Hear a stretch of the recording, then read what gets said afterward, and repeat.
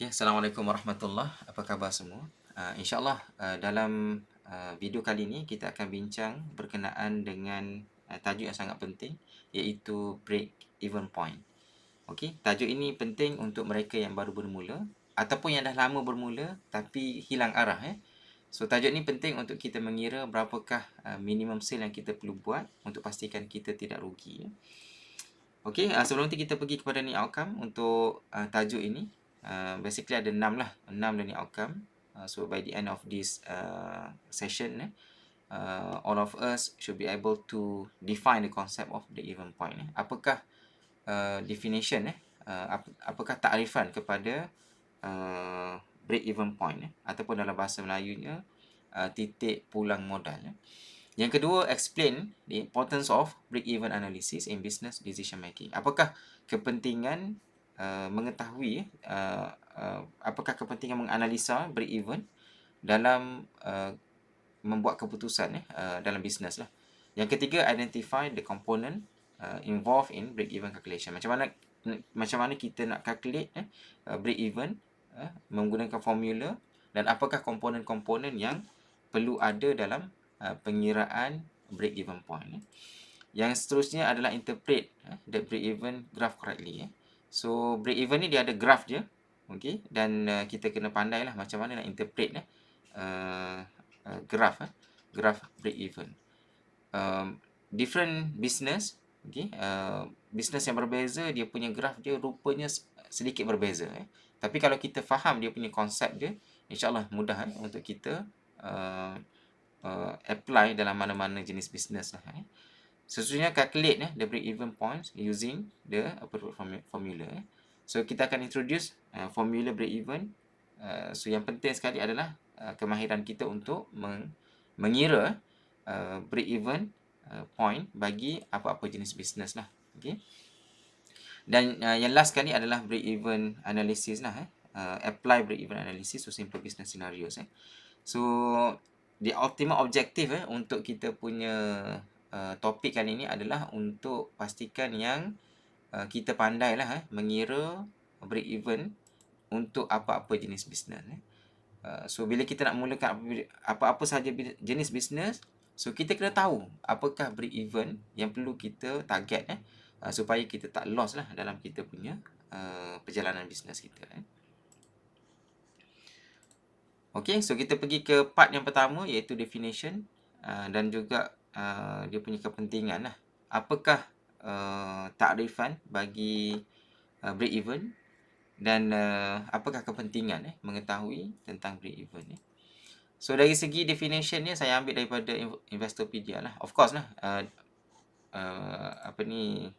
penulis berbeza akan memberi takrifan yang berbeza.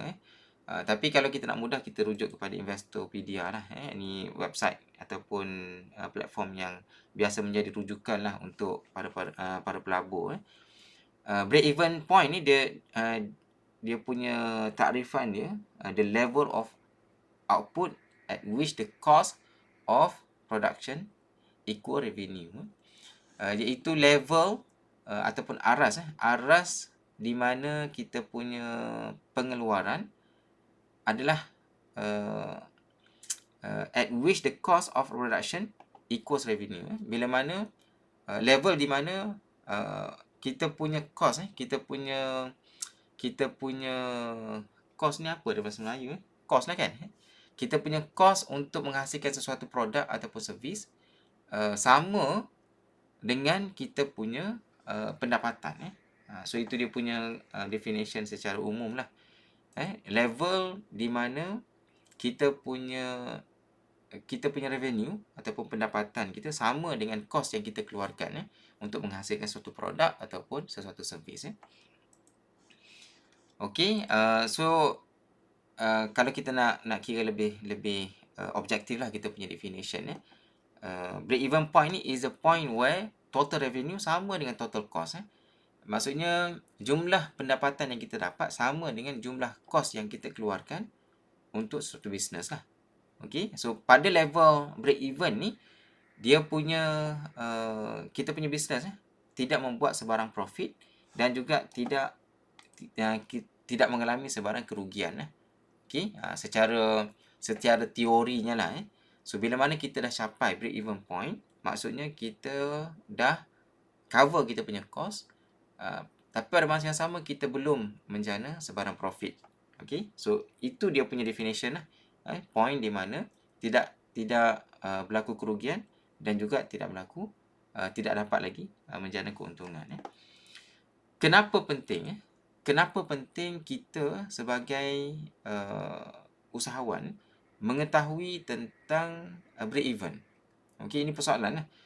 Kenapa penting sangat? Penting sangat orang yang terlibat dengan bisnes ni dia kena tahu apa dia punya break even point. So dia punya kepentingan dia, okey. Yang pertama sekali adalah untuk determines sales target untuk menentukan uh, uh, sasaran jualan untuk menentukan sasaran jualan. So sasaran jualan ni kita macam mana kita nak tetapkan sasaran jualan kalau kita tak tahu berapa minimum sale yang kita kena buat so bila kita mengetahui break even point secara langsung kita akan tahulah target minimum yang perlu kita buat untuk memastikan yang kita tak rugi, okey, untuk pastikan kita tak rugi dan kalau kita lebih daripada target tersebut maka kita akan dapat profit. Okey, itu simple sajalah. Dia punya kepentingan iaitu menentukan target minimum lah. Target minimum yang perlu kita buat sale untuk kita mencegah daripada kita mengalami kerugian. Yang kedua, assist financial planning. Okay, so bila kita dah tahu kita punya break even point, dia akan membantu kita lah dari segi pengurusan kita punya kewangan lah dalam bisnes. Seterusnya, help businesses manage cost and profit effectively. So bila kita tahu kita punya cost berapa, kita punya profit berapa, okay, berapa kita punya break even point, okay, so dia akan membantu kita dalam pengurusan kita punya bisnes. Seterusnya, evaluate business risk. So bila kita tahu point di mana minimum kita kena buat sale, so kita akan sedar kita punya risiko lah. Okey, risiko. Sekiranya kita buat sale kurang daripada break even point, maka kita akan sedar bahawa kita akan mengalami kerugian. Tapi kalau kita buat sale lebih daripada break even point, kita akan secara langsung kita akan sedar bahawa kita tengah buat profit. Itu kepentingan dia.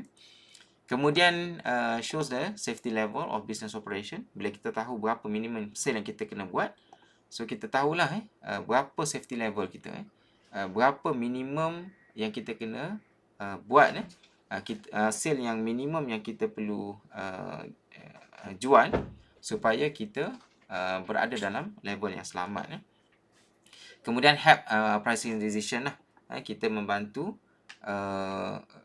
dia akan membantu kita dalam menetapkan harga yang perlu kita letak bagi produk ataupun servis kita lah.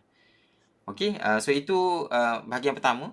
Okey, kita dah cover tadi berkenaan dengan definition break even point. Yang kedua dari segi kepentingan break even point. Alright. So jumpa dalam next part yang kedua. Terima kasih.